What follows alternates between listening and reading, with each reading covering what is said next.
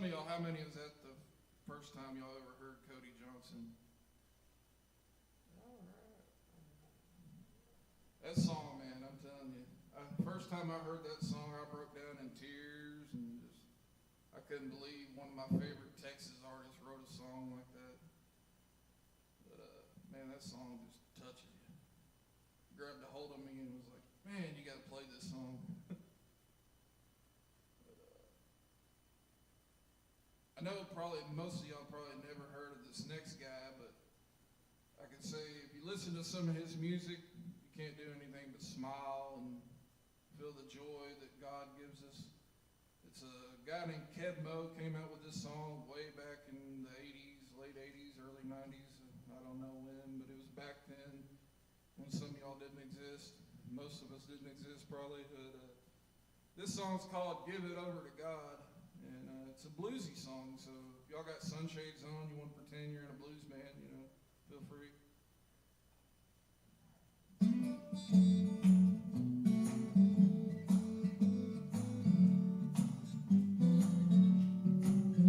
If your problem won't go away, and you're worried night and day, hand it over. Get on your knees and pray. Oh yeah, I like that. Keep them snapping.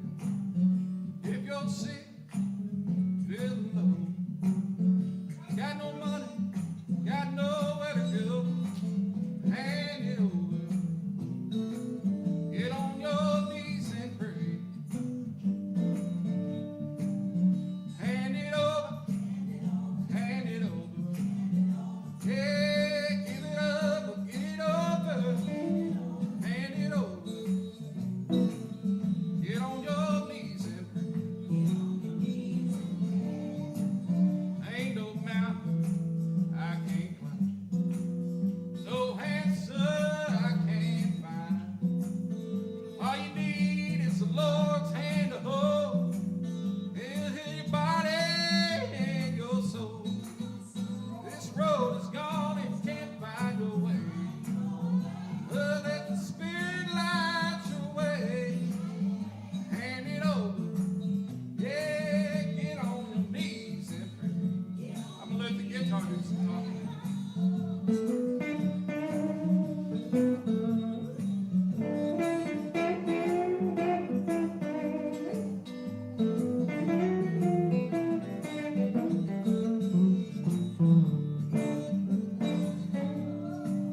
Ain't no mountain I can't climb, no answer can't find. All you need is a hand to hold. To heal your body and feed your soul. Road is dark, can't find your way. Let the Spirit light your way. Hand it over. Get on your knees and pray. Hand it over. Hand it over. Oh, give it up and get it over. Hand it over. Get on your knees and pray.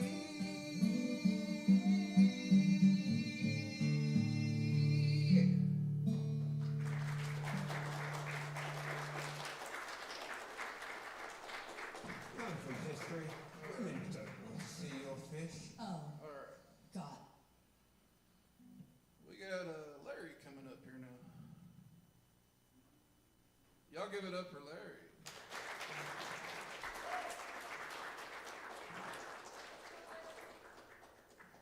Good evening.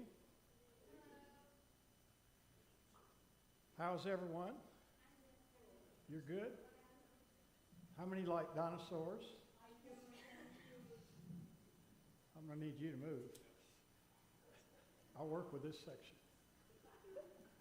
I'm just kidding, it's Joey. How many know Joey Ledger? He kind of caused all this, I guess you'd say. He's going to be our spot man tonight. How many are homeschooled here tonight? Raise your hands. And how many are in secular school? Raise your hands. Oh, y'all didn't know that word.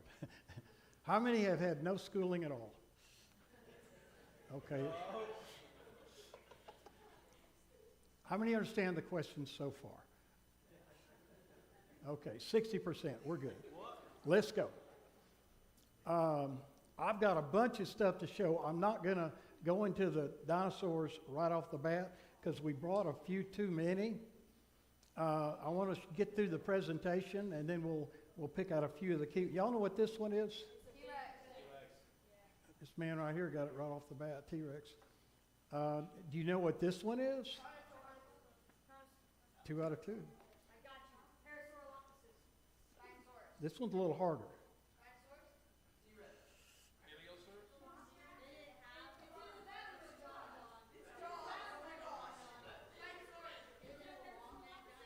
T-Rex. Yeah, it is. It's close. Brachiosaur, Diplodocus. Diplodocus. And while I'm here, I guess I'll go ahead. Y'all know what this is? Tail spike. No. Tail spike. You're into dinosaurs. What's your name, young man? It's a stegosaurus, right? Could be. You know what this is? That looks like a claw. A claw. He said it's a claw. What kind of claw? Small animal. Velociraptor. It's yours. Thank you. There's more where that came from. All right, let's get started. Are we loaded up? There we go. I'll give you a little background on me. We're going to talk about dinosaurs in the Bible tonight. Can we bring the house lights down to this pops a little bit more so you can see the detail in that? That's me in the white suit there. Dr. Carl Baugh in the red blazer. We used to do some TV shows called Creation in the 21st Century. And that was kind of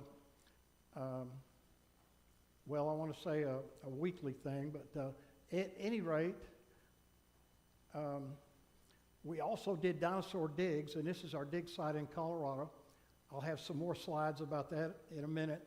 That big bone that's in front of me there on the guy in the hat, that is a femur from an animal we thought was a Diplodocus and later learned it was a Patasaurus, which is a long-necked dinosaur.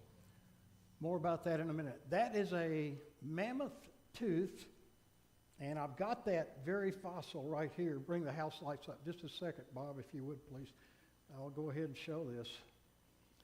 This is a copy. Pretty good size animal. And you can tell the difference between a mammoth and a mastodon. They're almost identical, other than this feature right here. This is the tooth. And in a mammoth, the tooth looks like a man's shoe sole. Looks like the imprint of a rough work boot or something like that. And in a mastodon, it looks like little volcanoes. There's actually about 8 of them, little spikes sticking out. Totally different. Anyway, there's that. Okay, let's bring the lights back. That is Amberly, and she's my lab assistant, I guess you'd say. We just printed this one. Most of these fossils you see here are 3D printed. How many have a 3D printer?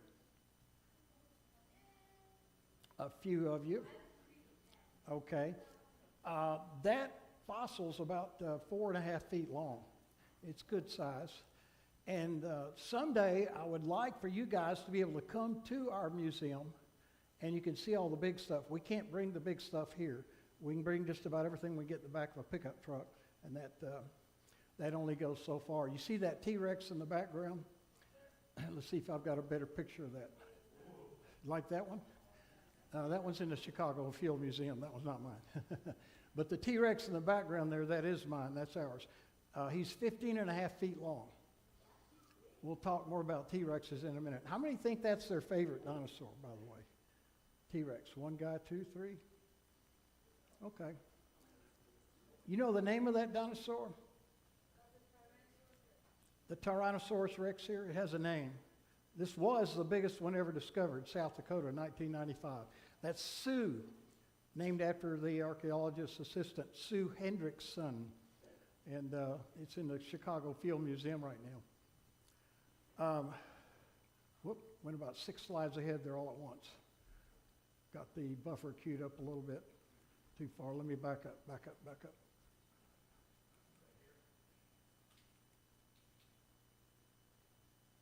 One more. Come on. There it is. Okay. How many saw Jurassic Park? The star of the show was the T-Rex, right? Yeah, and sometimes velociraptors. 2 spoiler alerts. One, they did not use velociraptors in the show. Anybody know what they used instead? Say it again? They used Utah raptors, which is also called a Dionyssus. The reason is a Utah raptor is about 15 feet long. A velociraptor is about the size of a Great Dane. Not even a German Shepherd, more like it. A large dog, we'll say. And that claw I gave you is befitting of a velociraptor. They're a little bitty. That wouldn't be very impressive. That wouldn't be scary enough. So they use Utah raptors. And Jurassic Park, it's interesting, the star was a T-Rex, and he is not a Jurassic animal. A T-Rex is Cretaceous. In fact, he's late Cretaceous, which puts him 100, according to them, these numbers I'm quoting are according to them, 150 plus million years off the chart of Jurassic. Anyway, small detail, doesn't matter. Okay, come ahead. Let's bust some myths tonight. I have gone to school for quite a bit of my life. I went to the University of Arkansas for quite a while. Changed my major 5 times. Wound up with 247 undergraduate hours. Finally graduated, Department of Engineering, and went on to graduate school from there. But I always was taught and did teach as a graduate assistant evolution. Okay, and I was deep in the university with all the professors and the white coats and all that. And that was taught as fact. And as I got older and more learned and started looking at some of the data and the research, I found out that there are a lot of myths out there that aren't being shared with the public, with people today, especially kids that are in the private school system, the public school system, sorry. How many have heard this? Chimpanzees are 98.9% the same as humans. In other words, there's less than 1% difference. Yeah, it's in a whole bunch of textbooks. Recently, because of our new research in genetics and DNA sequencing, and we have a DNA sequencer in the museum in Glen Rose. How many have been to the Glen Rose Museum? Good part of you. Maybe we'll schedule a trip if this turns out productive. We have a soft tissue lab there, and we also have our own DNA sequencer. It turns out that the chimpanzee and the human are only about 83 to 85% common. Yeah, wow. You want to hear something else interesting? The cat beats it. The cat is 90% similar with the human, and the chimpanzee is only 80. What's that? Isn't it the tongue? Or no, it's the same for everyone. Because that's how they clean off their fur from Yeah, my wife does that. Anyway, if you see some strange behavior in cats, now you know why, right? And you know what else? We are 60% common with bananas. Oh, yeah. And that explains a lot of my friends. Okay, a lot of young people have confessed this, and I can fall into this category. Dinosaurs were their gateway drug to atheism. And by that I mean, when you teach a little fourth grader, third grader, or whatever, even a kindergarten, that the earth is billions of years old, then you automatically understand the Bible can be wrong, right? And if the Bible can be wrong, then what do we do when we get to some of the more complicated books? You know, like the Corinthians and the letters, the epistles, and so on and so forth. So it's really kind of like a tool that Satan has used for a long, long time to teach people to not trust the Word of God. All right? I want to try to help you get past some of that tonight. What happened to the dinosaurs? Well, what are you taught in school? If you went to a secular school, they'll teach you an asteroid hit the earth. Millions of years ago, an asteroid hit the earth somewhere down in the Yucatan, Chichen Itza, somewhere along there. And you see the crater if you fly over there in a plane where an asteroid obviously struck. And it's interesting, it killed all the dinosaurs, but it didn't kill the ducks. Have you ever wondered about that? Yes. And it didn't kill the feral hogs. It didn't kill the beavers. Just the dinosaurs. And a whole bunch of other creatures it didn't kill, including the canaries. Now, if you know anything about canaries, they're probably the most sensitive animal to pollution and gas toxic fumes on the planet.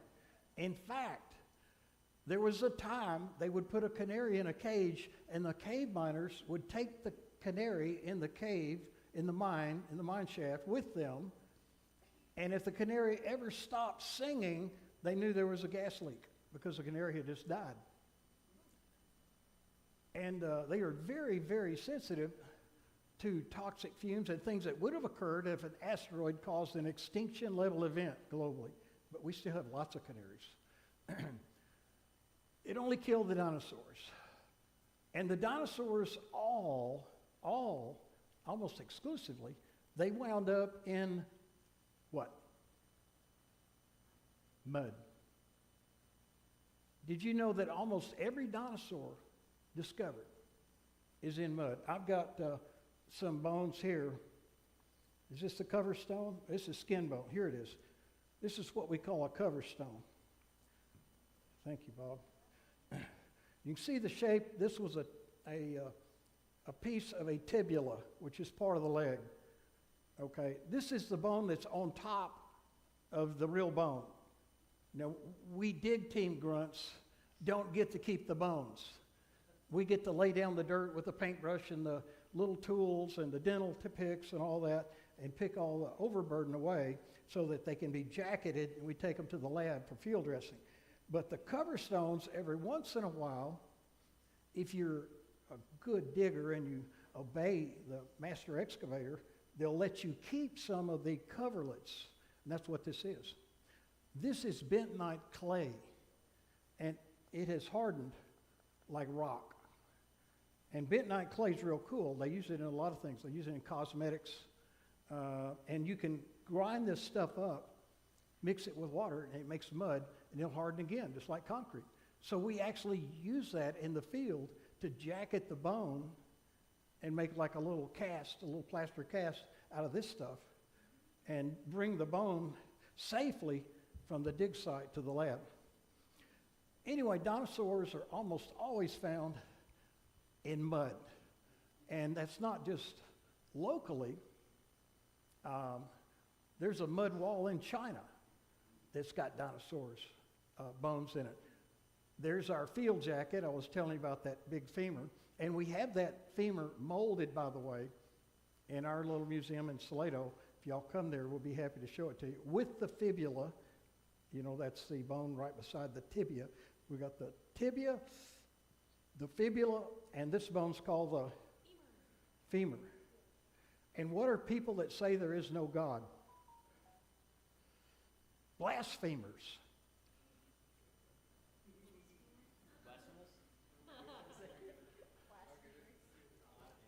That was a joke. You got that, right?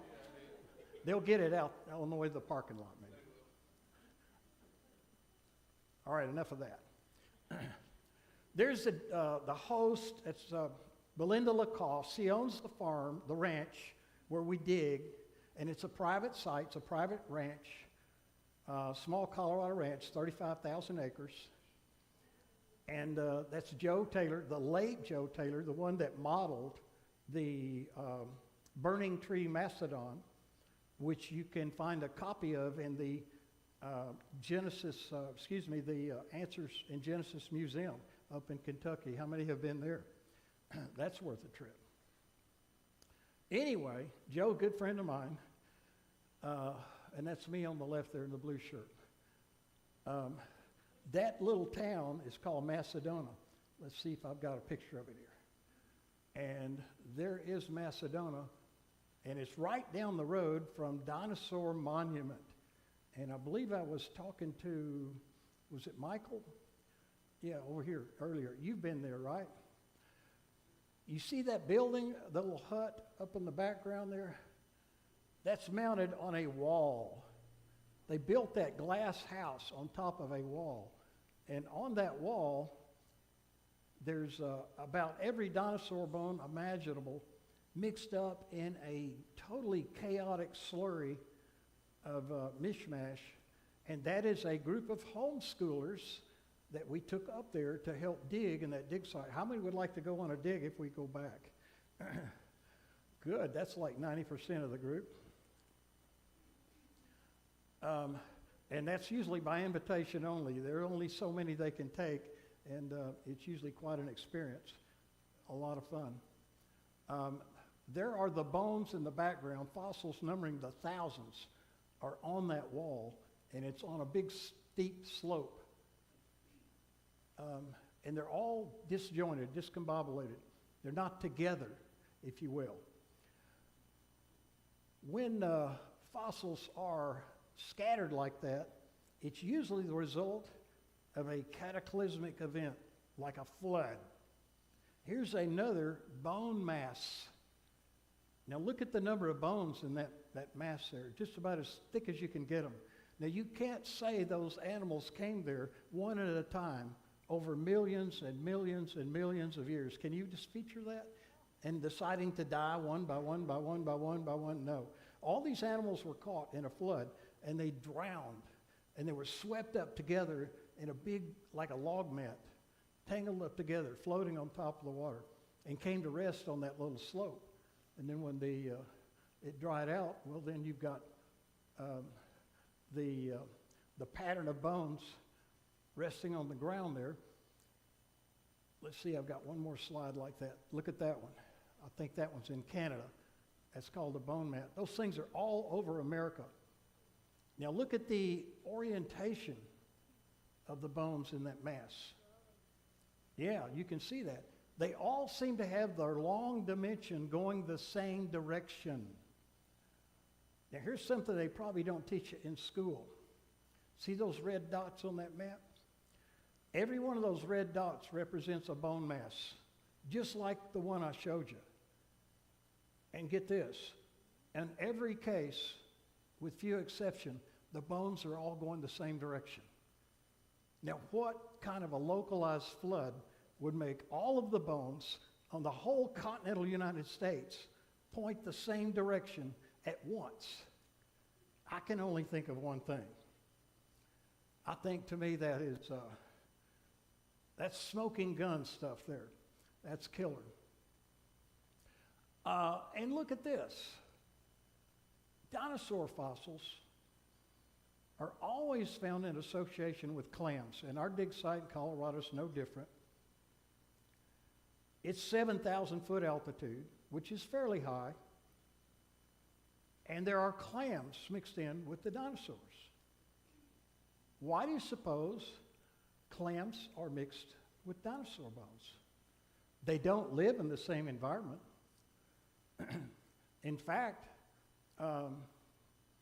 where they roamed, in many cases, were said to be pretty dusty, desert-like conditions, nowhere near water. Yet the remains are pretty conclusive. Marine creatures of all kinds are found mixed in with the bones. And again, there's only one thing I can think of that could do something like that. Their statement, their answer to this enigma was there was a large localized flood. I think so too. Where was the location of this flood? I would say it was planet Earth. Yeah. And it was a large localized flood.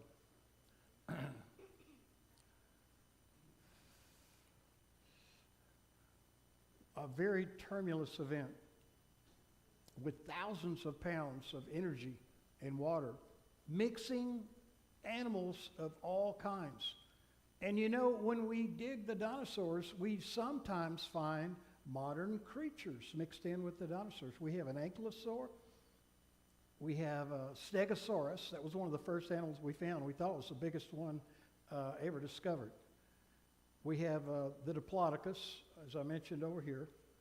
We have an allosaur. We have a hadrosaur. And we have a modern deer. That got Joey's attention. And some alligators. Modern alligators, just like you would see down at Gulfport. It's interesting to note, they say, and this is Alan Cherry commenting here, he says, let me read this, what caused all these extinctions at one particular point in time? Something happened that caused all these extinctions at once approximately 65 million years ago. Now, those numbers are theirs, not mine.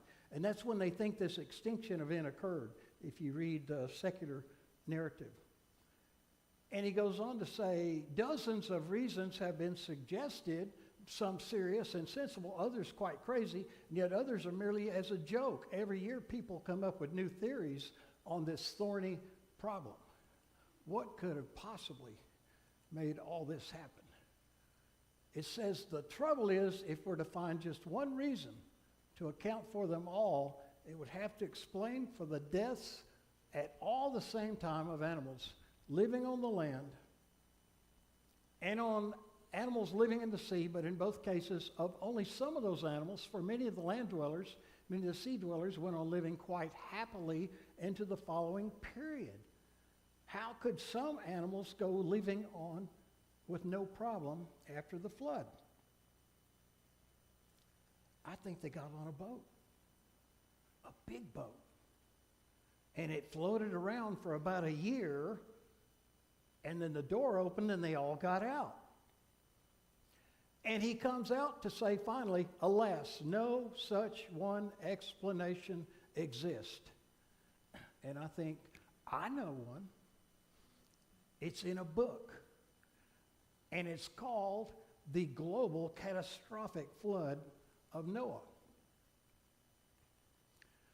Okay, here we go. When you find all of the dinosaur bones assembled in one piece, that's called articulated. Okay? First word to remember. There's something else interesting about this articulated specimen up here. Can you notice it? What's that? His neck is cooked back.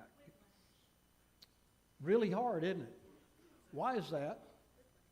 What about this guy? His neck is turned back. Interesting. One more. What about all of these guys?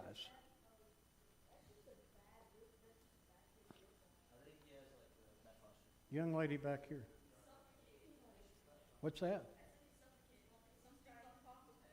You think something fell on top of him? He's suffocating? Okay, I want y'all to come away learning one more thing tonight. Can you see the word down at the bottom of the slide? It's called opistotonic. Opistotonic. Say it. That is the common opistotonic death pose. Some people just call it the death arch. If you can't think of it, just call it the death arch. But that's the word.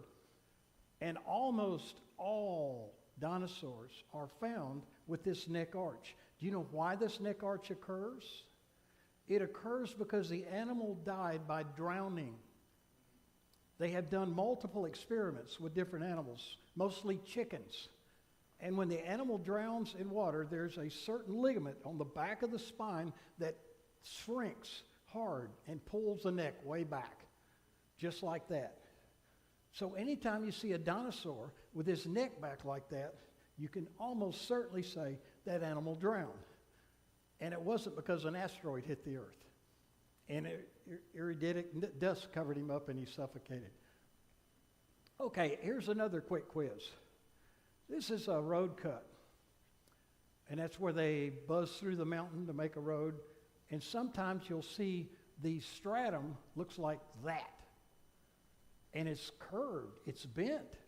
And there are multiple layers that are all bent in real hard 90 degree, more than 90 degree angles sometimes.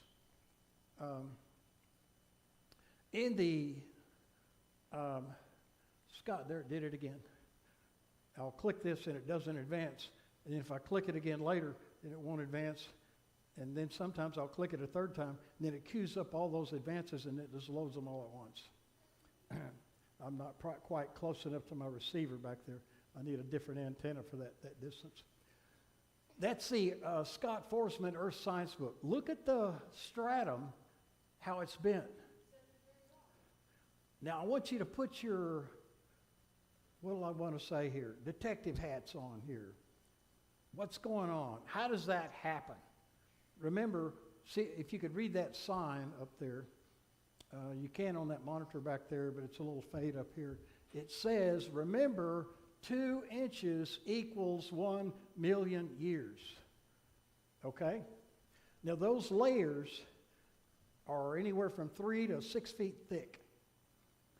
So 2 inches is 1 million years. You figure out how long it takes to make one layer. Now they're all bent and they're all parallel to each other. Now I want you to just be knowledgeable and thinking about this. This is a concrete beam. Those rock layers are about the same hardness, not quite, as concrete.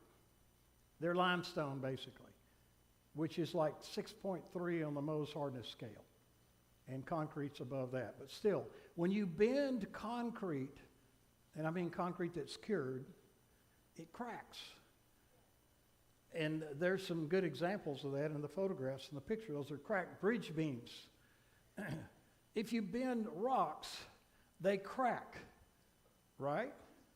So if you have some stratum, and normally stratum looks like that. Why? Because it's sedimentary. That means water is settling, the sediment makes the layer. It's horizontal. It's dead horizontal. It's not curved. Gravity makes it flow out just as straight as a laser. And there's the Grand Canyon with that in there. Let me back up here before I get into soft tissue. If I can do this. Come on. Back up, back up, back up, back up. Back up. Back up. Back up. There it is. Go to this layer right here where the arrow is. You see that curve? If you look at it closely, and you can see this slide in high definition, there are no cracks in that bent part. None. Now that tells me one thing. All of these layers were put down at one time, and they probably looked like those yellow lines on the page. They're all horizontal. They're all level. And then something pushed them up. And they all bent at the same time while they were, get this, still soft. How long did the global flood last?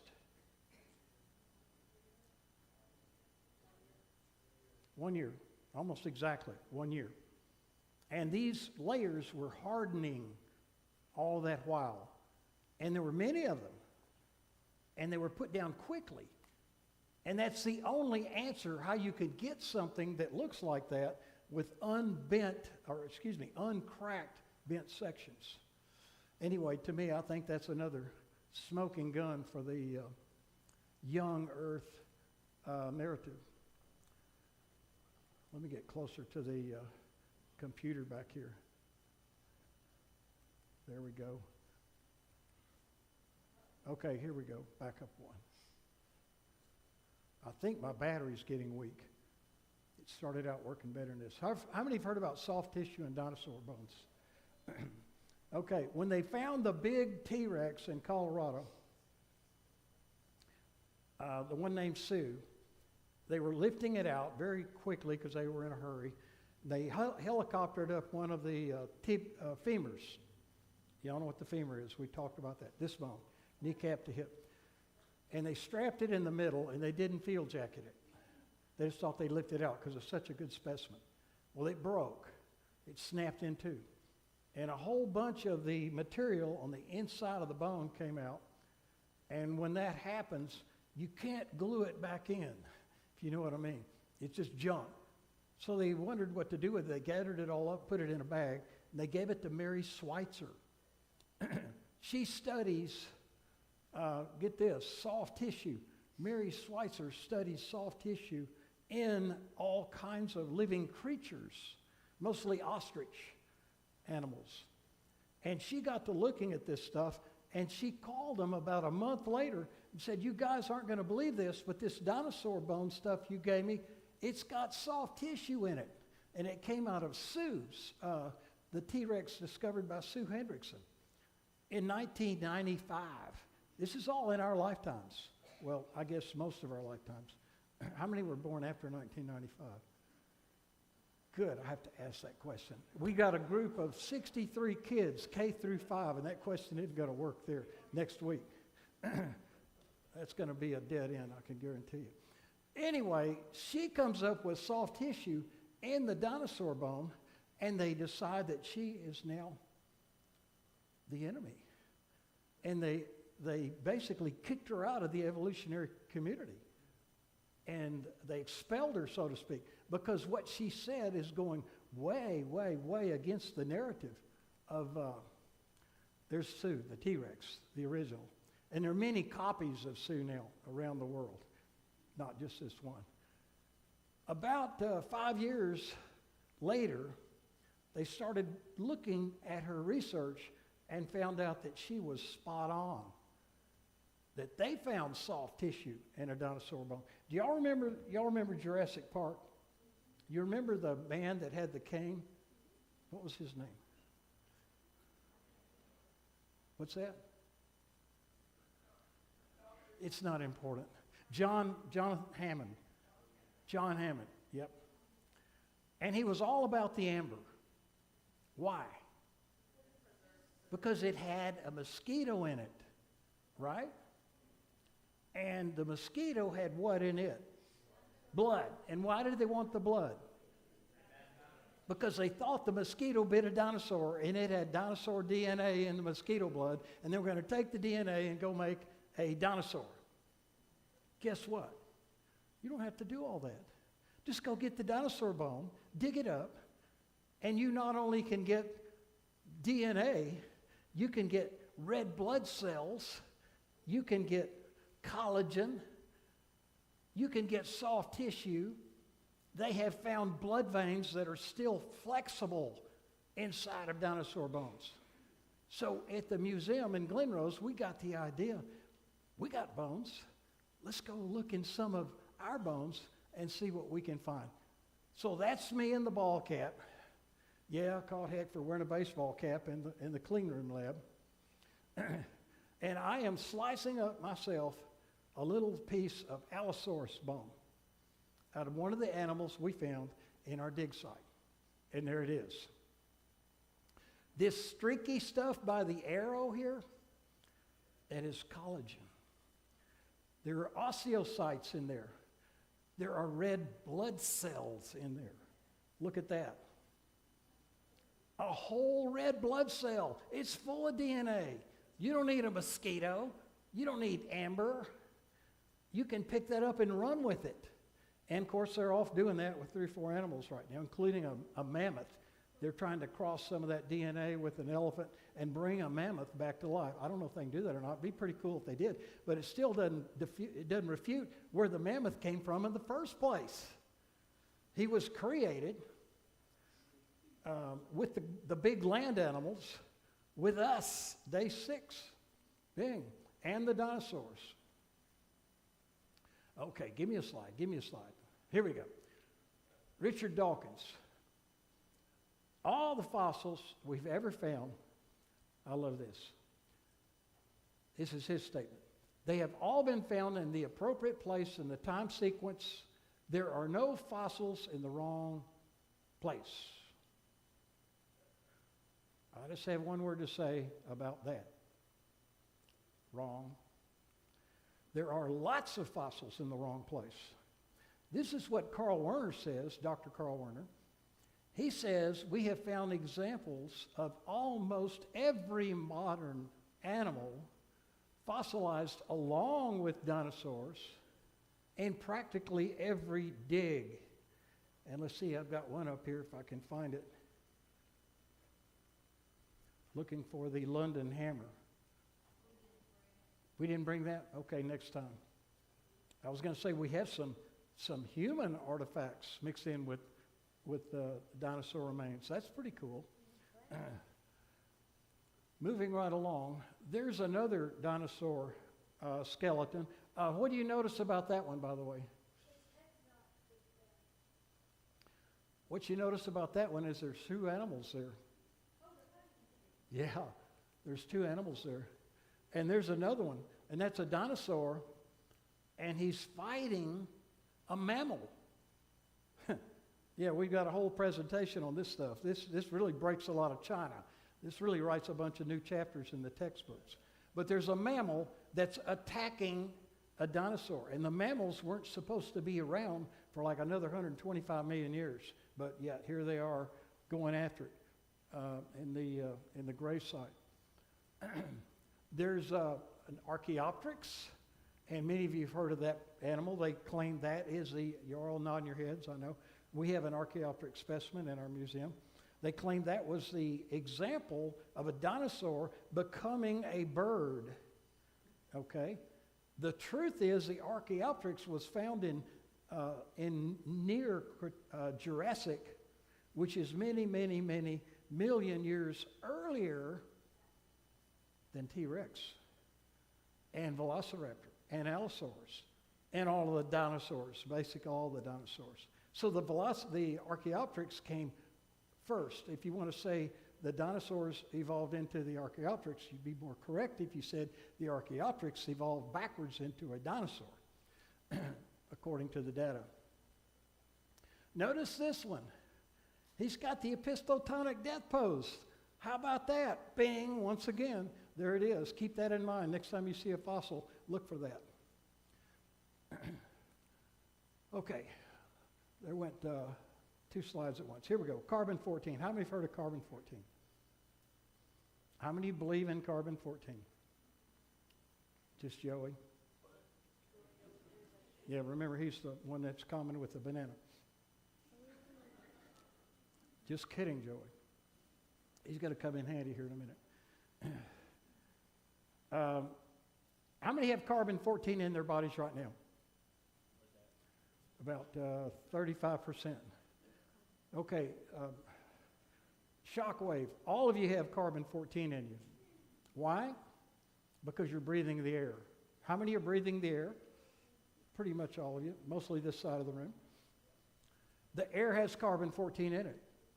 If you breathe it, it's coming into your lungs, and predominantly, if you eat plants, how many eat plants? How many only eat meat? Wow, there's quite a few. Look at that. If you only eat meat, you don't realize it. You're eating plants anyway. Why? Because the meat you're eating ain't plants. Eventually, all animals somewhere eat plants. And plants absorb carbon into the air, osmosis, through photosynthesis and all that, right? Y'all got all this in school. And the carbon cycle has mostly carbon-12. And by the way, carbon-14 lecture is about an hour long, but I've only got 5 slides, so I'm going to hit you with it hard and quick. So hang on, keep up with the changes, all that stuff.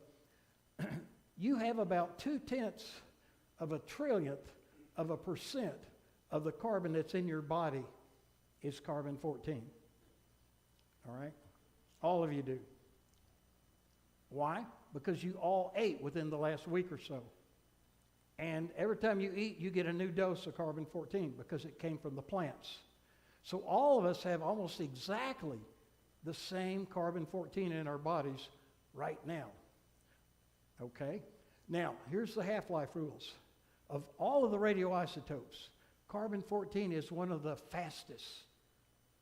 Believe it or not, carbon-14 is a super hero to the young earth creationist and the Bible. I'm going to tell you how here in a second. The half-life of carbon-14, get this, is 5,730 years. Okay? That means in 5,000 years, 5,700 years roughly, half of it's gone. That's what half-life means. Half of it will be gone in 5,000 years. So if all of you were to die, or at least stop eating permanently, the carbon-14 in your bodies would go down. It would be reduced to half of what we measure right now in 5,000 years. Got that? Raise your hand if you got that, because I want to move on to it. Okay. In another 5,000 years, half of that's going to be gone. So you're down to a quarter of it. You with me? In another 5,000 years, half of that's going to be gone. So you're down to 1/8. In another 5,000 years, half of that's going to be gone. We're down to 1/16. And after 7 half-lives, they say it's immeasurable. It's so low in any animal that has died that you can't even trace it.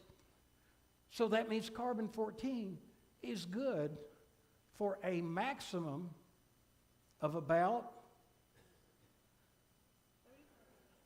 roughly 35,000, 40,000 years. Good. Did you say that? You did? Okay, here. Good.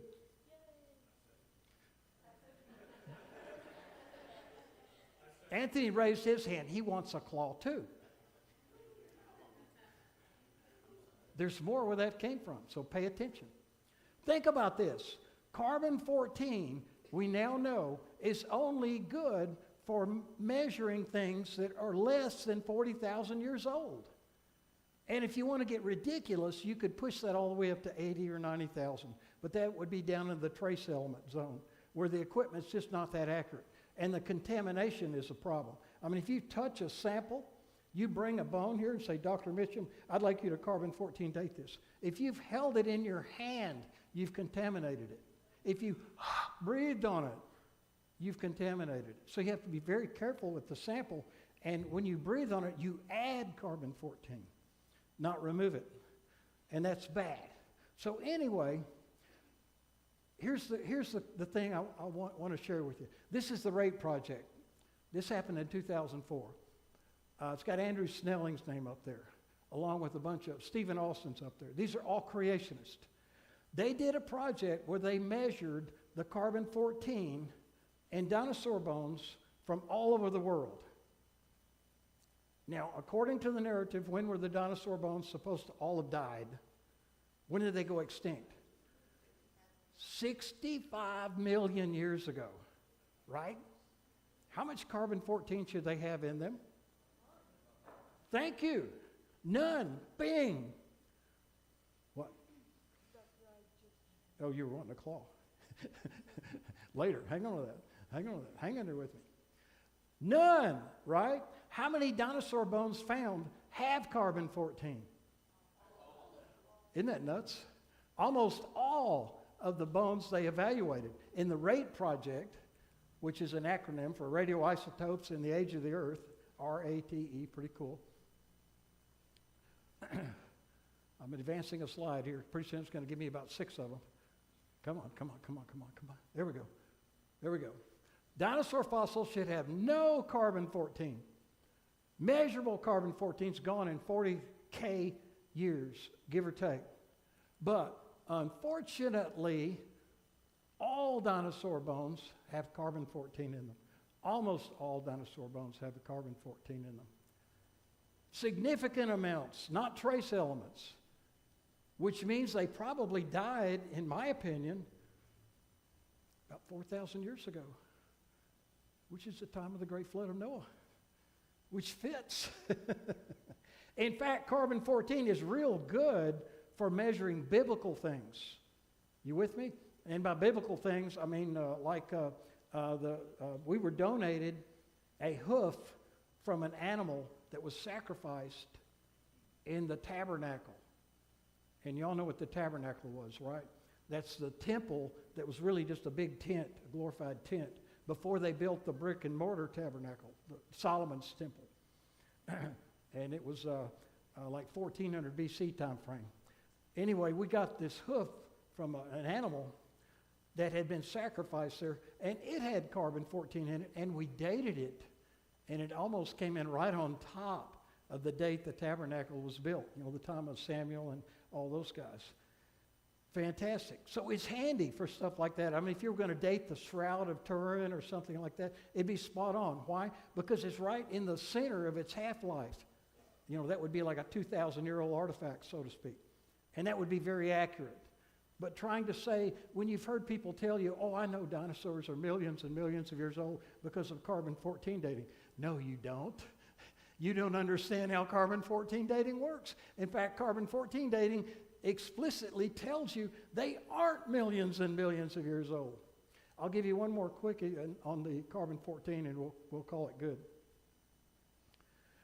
What's the hardest surface we know of that has carbon in it? Diamond. How many have diamonds on their hands? Just most of the guys. Okay. And this lady over here. Don't forget the offering plate on the way out. Diamonds are impervious to moisture imbibition. I mean, as far as moisture coming in, it is a seal. It is a total lock, if you will. You can't get anything to go inside of a diamond. It's really, really good. Guess how many diamonds have carbon-14 in them? All of them. And guess how old diamonds are supposed to be? 3 billion years old. 3 with a B. Billion years old. Again, this is according to long age theory. But they've all got carbon-14 in them, and you cannot put it in. So if it were in there for billions of years, after the first 5,000 years, half of it would be gone. After the next 5,000 years, half of that would be gone. The next 5,000 years, and so on and so on and so on. You get the picture. Anyway, good story. All these dinosaurs on this chart have carbon-14. You want to know something else crazy? Every one of them dated about the same age. They're supposed to be separated in layers by millions and millions and millions of years, and they're not. So radiocarbon is actually a friend. That's Dr. Joel Tay. Actually a friend of the creationist. I want you to know that. Don't be afraid of it when somebody tells you. Carbon-14 dating tells us that we've been here for millions of years. And that's pretty much what I have loaded up for you tonight. And I have room for a few questions if anyone would like to ask one. Joey, if you'd come up and handle the mic here.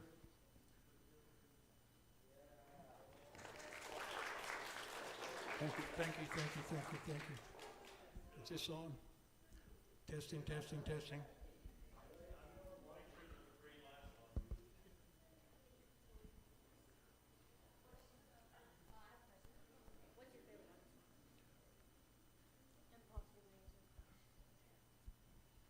Any question? Front row. What's your favorite dinosaur? What's that? What's your favorite dinosaur? My favorite? What do y'all think? Believe it or not, my favorite is not a dinosaur.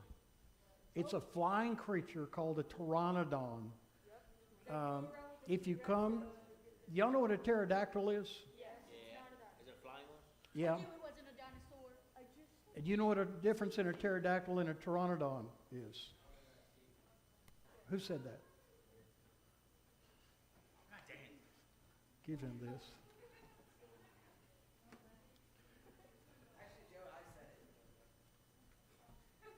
How do you know a pteranodon doesn't have teeth? How did you know that? Think of the name. What does ptero mean? Winged or flying. What does don mean? Anybody ever go to the orthodontist? Teeth. What happens to a word when you put the word or the prefix a or an in front of it? It means not or no. So pteranodon means flying creature, no teeth. Got it? Ta-da. And we have a 15-foot wingspan pteranodon printed in air in our little church sanctuary. And we also have, get this, a 26-foot pteranodon hanging in the air in our little church. And they're probably one of my favorite creatures just because it just blows me away that a creature, and that's not the biggest one. You know, they could get up to 40-foot wingspan. I'm probably 40 feet from that back wall to here. Imagine a prehistoric animal. I don't want to say that word. Wash that out of my mouth. There's no such thing as prehistoric. How do we know that? Because of the Bible. Verse 1, chapter 1. In the beginning, right? That was day one. That's history. That's being written. So there's no prehistoric. But any animal that was that big, big as the Northrop airplane, the Pterodonus quetzalcoatlus, yeah, 40-foot wingspan, and his beak was like 9 feet long. Wow. And he could fly. And he loved eating things made out of meat. Is anyone here made out of meat? Mostly the center section. Mostly the center section. Okay, another question. Good question, somebody. Back here. Go take the mic back there, Joey, and figure it out.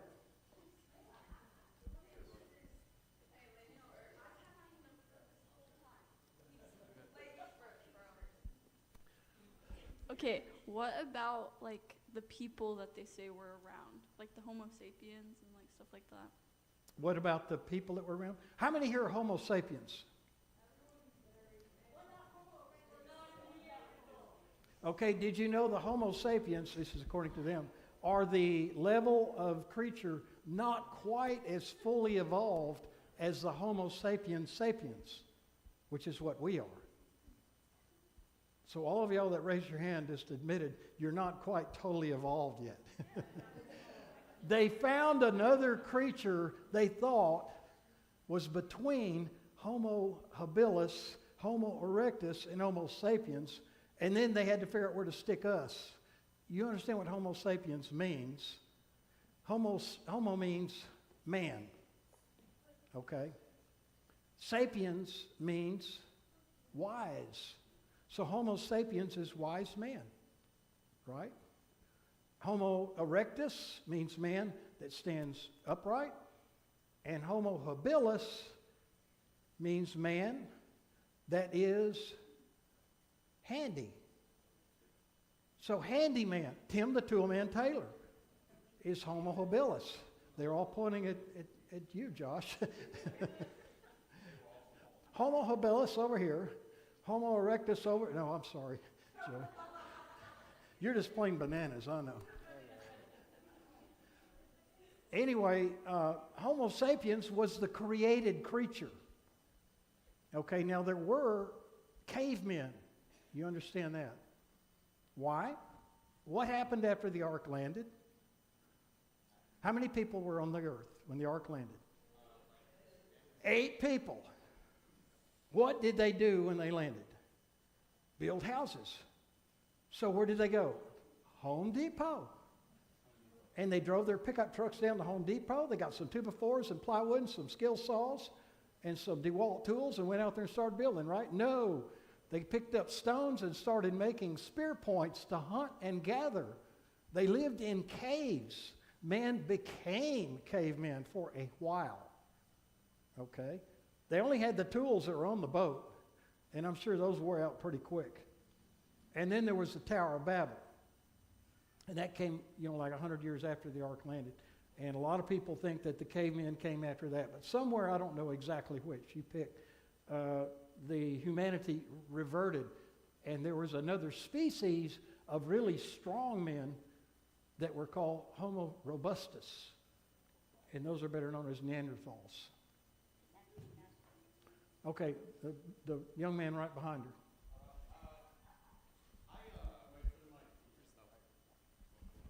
I just speak into this. I heard this one. I was watching this one interview once with like this. Yeah. I was watching this one interview with I believe it was Tyson. That Mike Tyson, whatever his name is. I believe it was him or someone else. Either way, he was a secular person, and he mentioned how how in Jurassic Park the T-Rexes and all that, try and eat us and all that. Well, he said that or whoever it was, they said that likely wouldn't have been the case because they would have tried hunting bigger, slower targets, and we're smaller and faster. But what's your opinion? I just wanted to know your opinion on that.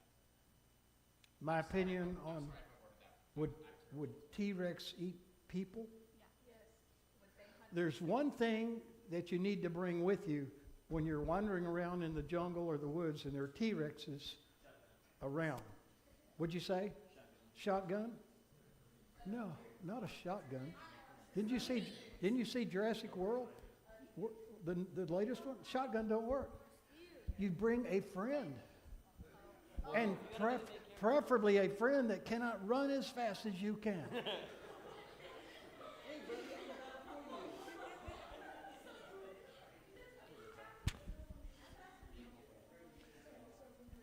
I don't know. There have been a lot of caveman stories. You realize in the Garden of Eden, when God created the original dinosaurs, they were eating green plants. And I give thee every green plant to eat for every animal, he says, and the seed thereof.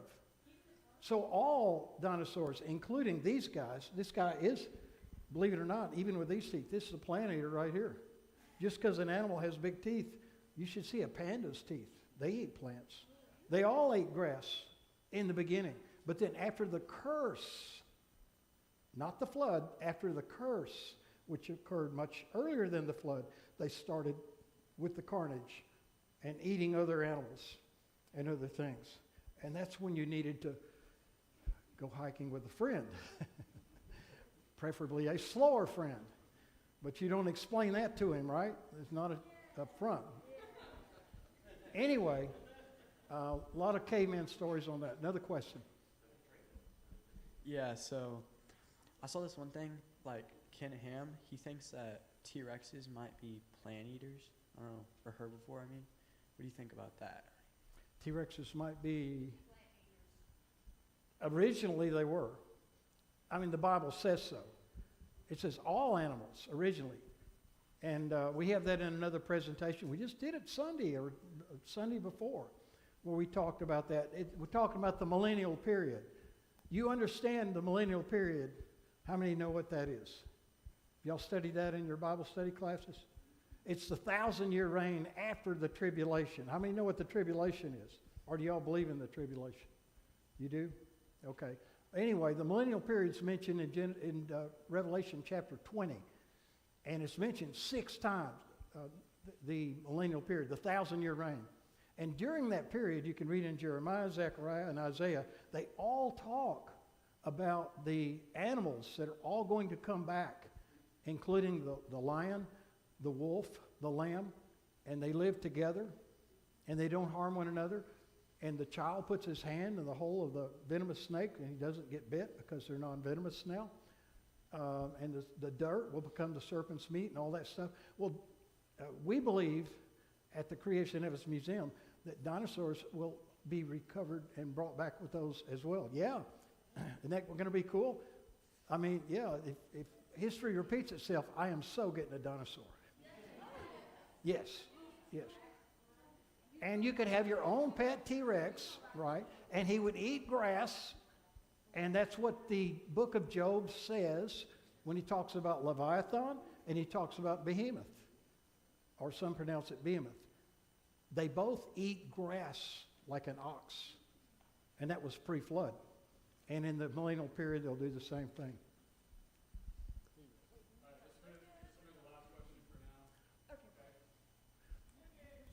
Y'all let me know when we're done. I got a question for you. What's in the box first? What's that? What's in that box? This? The box. Oh, the box. Yes. I can't show you that. Why not? Y'all want to see what's inside the box? Honestly, yes, but that's not my question. Okay. I need to. I've got, let's see, is the slide machine still going? I got a slide here I want to show you to go with that. If I can arrange it. I'll let him light it up. Okay, my question. If you were to be able to ride a dinosaur, what would it be? That's a really good question. What do you say? If you were able to ride a dinosaur. You know, I'm glad you asked that. You know Mine's why? a Utah Raptor. I can fit on those things, not a Velociraptor. I know. Where'd my clicker those go, things Joey? Look at this. Y'all know what this is? No, but it looks cool. Bob, find this wait. this slide on my presentation and put it up on the screen. Just advance it one. One more. One more. Keep going. Oh, there it is right there. You see that image on the screen? Dim the light so they can see that a little better. Can you see that animal? Now that's on this stone here. Now that man's hand there, that's Dr. Carl Ball. And that's one of our Trinity broadcasts. That's the Trinity logo in the lower right-hand corner. This stone right here has been on TV about 5 times. This was found in Ica, Peru.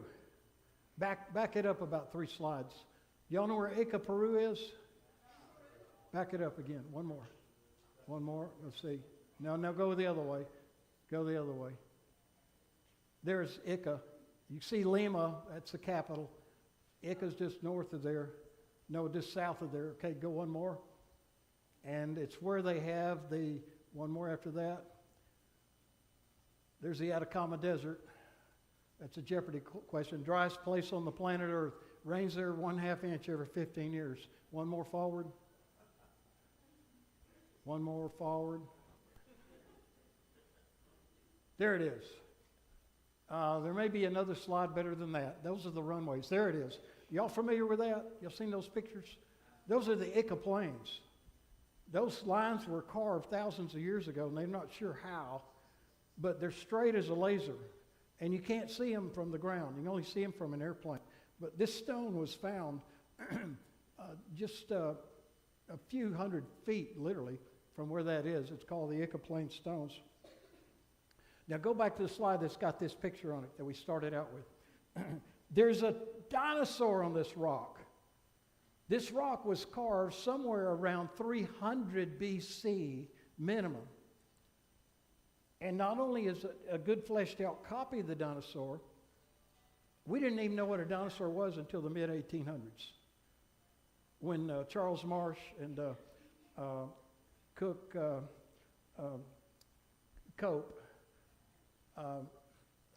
what's his first name? Othniel? I forget. Cope and Marsh, they're the 2 guys that started the Bone Wars. They fleshed one out in the 1800s. But here's a complete good copy of what we would have called a Brontosaurus back then. Now it's an Apatosaurus.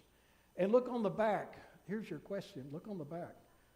There's my favorite dinosaur, Pteranodon, and there's a man riding on the dinosaur. Well, look on the screen. He's got it up there. You might want to just twist it a little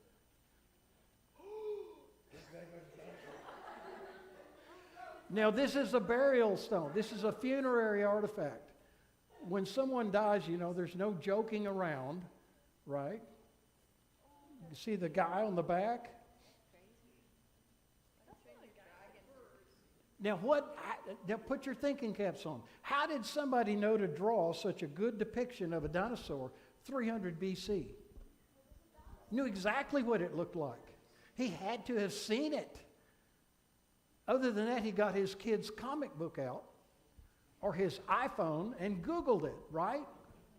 I don't think so, Tim. I think he saw a dinosaur and he saw a pteranodon. In fact, I don't know how many of those slides I've got on there. That's in the extra content I've got. But we have several of those Ica burial stones that have dinosaur pictures on them, including a T-Rex and men riding T-Rexes. So, you know, that's not just total that may have happened. And these stones were in their graves. So maybe that's how he died. I don't know. You tell me. I bet his friend dared him to do it, and then he died. His friend dared him to do it. So that says what? There were idiots back then too. Not just today. Hey, I bet you like 10 stones waiting for this. Hey, guys, I don't know how long, Larry, I'm not going to promise this time after this. I'm sure y'all have lots of questions. When we get done, don't crowd the table, please. Don't mess with this stuff. If he's willing to stick around and answer some questions, I'll do that afterwards. Couple things real quick. We are taking a love offering if you guys want to, for both Larry and Cody for being here tonight. Y'all enjoy them being here tonight? Yes.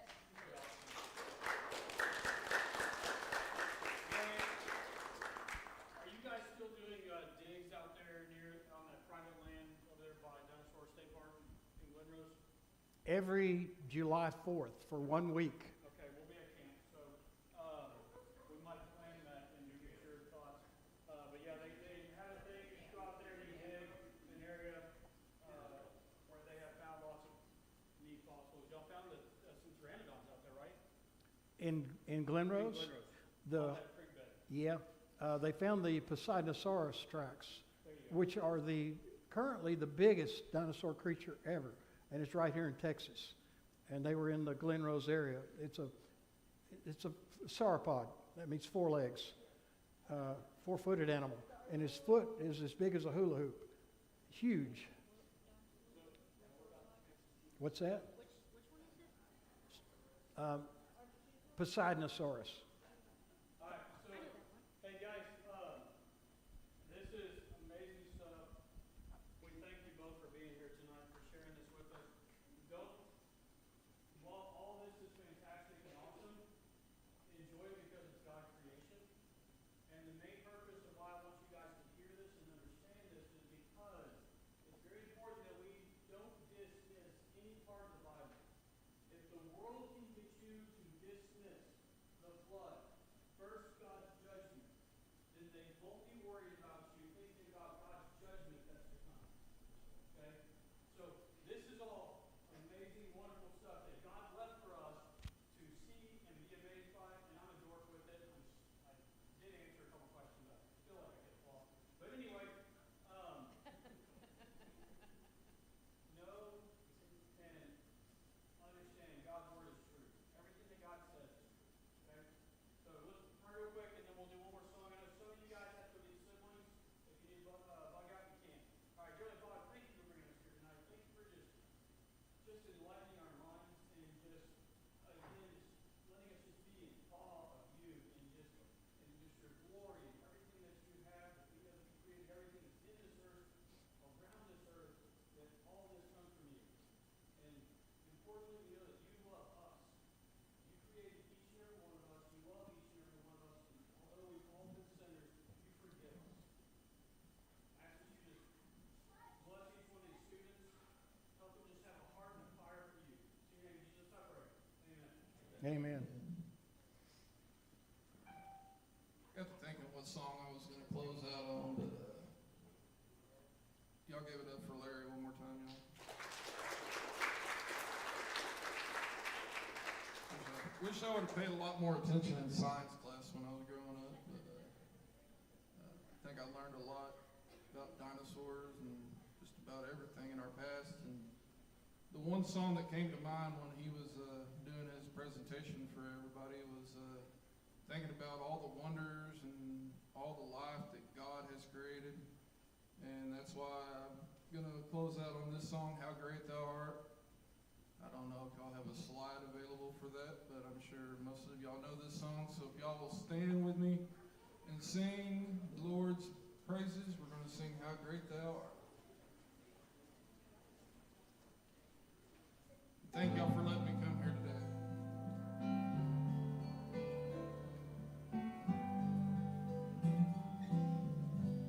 Oh Lord, my God, when I in awesome wonder consider the worlds thy hands have made, I see the stars,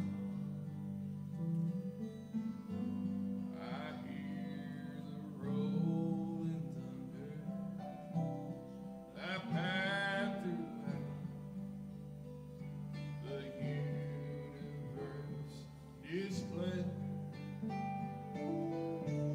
Then sings my soul, my Savior God, to thee. How great thou art, how great thou art. Then sings my soul, my Savior God, to thee. How great thou art, how great thou art.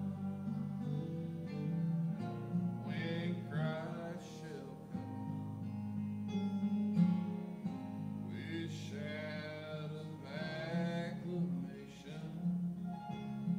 and take me home, what joy shall fill my heart. Then I shall bow in humble adoration, and then proclaim, my God, how great thou art. Then sings my soul,